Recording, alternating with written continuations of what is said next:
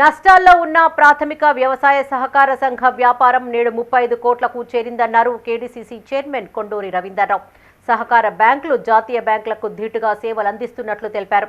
రాజన్న సిరిసిల్ల జిల్లా గంభీరావుపేట మండల కేంద్రంలో సహకార సంఘం ఆధ్వర్యంలో ఏర్పాటు చేసిన పెట్రోల్ బంక్ను ఆయన పునఃప్రారంభించారు.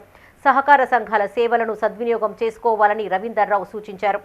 రాజన్న సిరిసిల్ల జిల్లా గంభీరావుపేట మండల కేంద్రంలో ప్రాథమిక వ్యవసాయ సహకార సంఘం ఆధ్వర్యంలో పెట్రోల్ బంక్ ఏర్పాటు చేశారు.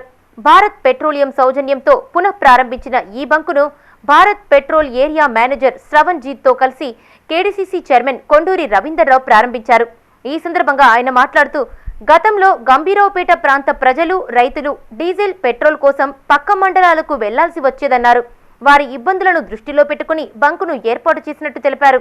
2010లో కరీంనగర్ జిల్లాలో మొట్టమొదటిసారిగా ప్రాథమిక సహకార సంఘం ద్వారా పెట్రోల్ బంక్ ప్రారంభించినట్టు గుర్తు చేశారు.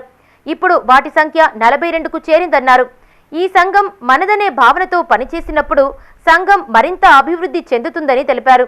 ఈ కార్యక్రమంలో single window vice chairman Ramanji Goud, మాజీ సర్పంచులు కటకం శ్రీధర్ పంతులు, మల్లుగారి నర్సాగౌడ్, మోతే రాజురెడ్డి, బీఆర్ఎస్ సీనియర్ నాయకులు వెంకటస్వామి గౌడ్, కొమిరిశెట్టి లక్ష్మణ్, మాజీ ఏఎంసీ చైర్మన్లు కొత్తింటి హనుమంతరెడ్డి, దయాకర్ రావు తదితరులు పాల్గొన్నారు. అది క్రమేణా ఇవాళ 42 పెట్రోల్ పంపులు అయ్యాయి. ప్రాథమిక వ్యవసాయ సహకార సంఘాలు కరీంనగర్లో 42 పెట్రోల్ పంపులు ఉన్నాయి. భారత్ పెట్రోలియం ఎన్ని ఉన్నాయో నాకు అంత ఐడియా లేదు, కానీ మెజారిటీ పంపులు భారత్ పెట్రోలియం ఉన్నది, ఇండియన్ ఆయిల్ కార్పొరేషన్.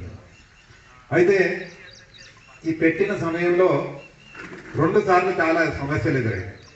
ముఖ్యంగా 2013లో ఆనాడు ఈ బల్క్ కన్జ్యూమర్ మీద సప్లై ఇవ్వకూడదు అని చెప్పి బంద్ చేసినట్టు చెప్పినప్పుడు 2 సంవత్సరాల క్రితం మోదీ ప్రభుత్వం 2-3 సంవత్సరాల క్రితం మళ్ళీ అదే పాలసీ తీసుకుంది.